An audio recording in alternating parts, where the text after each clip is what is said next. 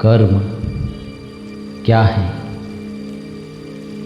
आध्यात्म में कर्म शब्द बड़ा महत्व रखता है। संसार के ग्रंथों और धर्मों में कर्म की महिमा भरी पड़ी है। कर्म का गुणगान भरा पड़ा है। कर्म एक आध्यात्मिक क्रिया है। कर्म ही रचना के होने का कारण है। भौतिक जगत का होना या न होना कर्म ही निर्धारित करता है। कर्म संसार का कारण है। कर्म जीव के भूत, भविष्य और वर्तमान का संचालन करता है। जो जो कर्म तुम करते हो और जो जो कर्म तुम नहीं करते, वो सब कर्म की ही एक घटना है। कर्म करना भी कर्म है और कर्म ना करना भी कर्म है। मनुष्य ने कर्म की व्याख्या अपने स्वार्थ के हिसाब से, अपने फायदे और लाभ के हिसाब से तय की गई है। कर्म का जो हिसाब तुम जानते हो या कर्म का जो गणित तुम्हें बताया गया है, कर्म का हिसाब और कर्म का गणित इससे कहीं अधिक जटिल है। मनुष्य कर्म को समझने के लिए, कर्म का हिसाब किताब जानने के लिए यदि अपनी पूरी बुद्धि भी लगा दे तो कर्म मनुष्य की समझ से परे रहेंगे। मनुष्य की क्षमता ही नहीं कि वो बुद्धि के दम पर कर्मों को समझ सके, कर्मों के बंधन से निकल सके। आमतौर पर मनुष्य बस दो तरह के कर्मों के बारे में जानता है, एक अच्छे कर्म और दूसरे बुरे कर्म। कर्मों के बारे में थोड़ा बहुत जान लेने से, कर्मों में थोड़ा बहुत सुधार कर लेने से व्यक्ति समझने लगता है कि वह शायद अब परमात्मा के प्रेम का, सत्य के प्रकाश का अधिकारी बन गया है। पर वास्तव में जिन कर्मों के बारे में तुम जानते हो, जिन कर्मों को तुम सुधारना चाहते हो, ये सत्यता नहीं।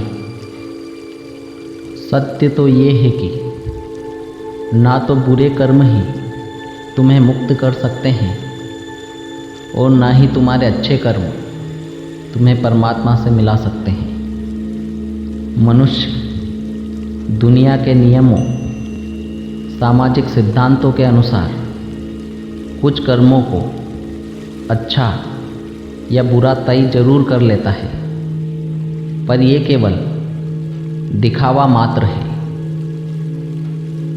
कोई दान को अच्छा कर्म मानता है तो कोई परिवार के पोषण को, कोई उपवास को अच्छा कर्म मानता है तो कोई भंडारा करवाना।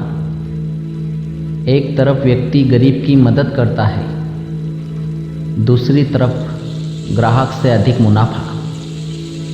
व्यक्ति शाकाहार को अच्छा कर्म बताता है और चमड़े के सामान और दवाइयों का उपयोग। कोई मांस खाना बुरा कर्म और दूसरे जीव को मजबूर कर उसका दूध खाना अच्छा कर्म बताता है। कुछ लोग एक पत्नी के साथ रहना अच्छा कर्म मानते हैं, कोई एक से अधिक के साथ रहना। कोई दहेज को दान मानता है, कोई उसे पाप। ऐसे और भी कई कर्म हैं जिनकी परिभाषा या जिनका अर्थ व्यक्ति ने अपने अपने हिसाब से लगाया हुआ है। जब तक कर्म के अधिकांश रूप को, कर्म के अधिकांश भाग को तुम समझ नहीं लेते, तब तक कर्म बंधन बना रहता है। और जब तक कर्म बंधन रहेगा, तब तक व्यक्ति मुक्त नहीं हो सकता। व्यक्ति चलते फिरते, उठते बैठते कर्म करता है। वो बोलते और मौन रहते हुए, जागते और यहाँ तक कि सोते हुए भी कर्म करता है। इसीलिए साधु संतों ने इस संसार को कर्म भूमि और मनुष्य के शरीर को कर्म योनि कहा है। यदि मनुष्य कर्मों से इस प्रकार घिरा है, तो वो कैसे तय कर सकता है कि कौन सा कर्म अच्छा है और कौन सा कर्म बुरा। इसीलिए ध्यान रखना, कर्म के उचित या अनुचित का फैसला तुम्हारे हाथ में नहीं, और न ही तुम कर्मों की संख्या या उनके हिसाब के विषय में खुद जान सकते हो। यदि तुम सत्य को जानना चाहते हो, उस परमात्मा से मिलना चाहते हो, तो कर्मों का हिसाब छोड़ दो। कर्म करते हुए निष्कर्म या निष्काम हो जाओ। यही बात श्री कृष्ण ने अर्जुन से कही है। कर्मण्येवाधिकारमस्ते मा फलेषु कदाचन। कि अर्जुन, कर्म करते हुए फल की इच्छा मत कर।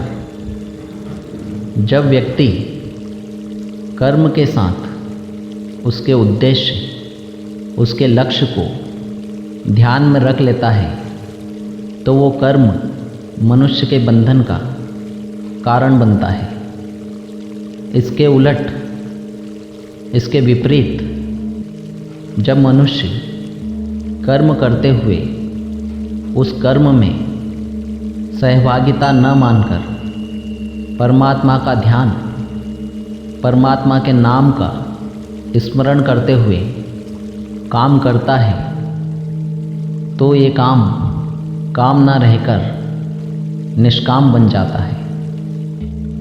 परमात्मा को पाने के लिए जब तुम हर कर्म को, हर काम को निष्काम बना दोगे, तब ही तुम कर्म बंधन से मुक्त हो सकोगे। इसके लिए तुम्हें कर्मों के हिसाब किताब, कर्मों के भूत भविष्य की चिंता नहीं करनी है। जिस दिन 24 घंटों के कुल कर्मों या कामों को तुम निष्काम बना दोगे, समझ लो उसी दिन तुम्हारी मुक्ति तय है। आज के लिए बस यही।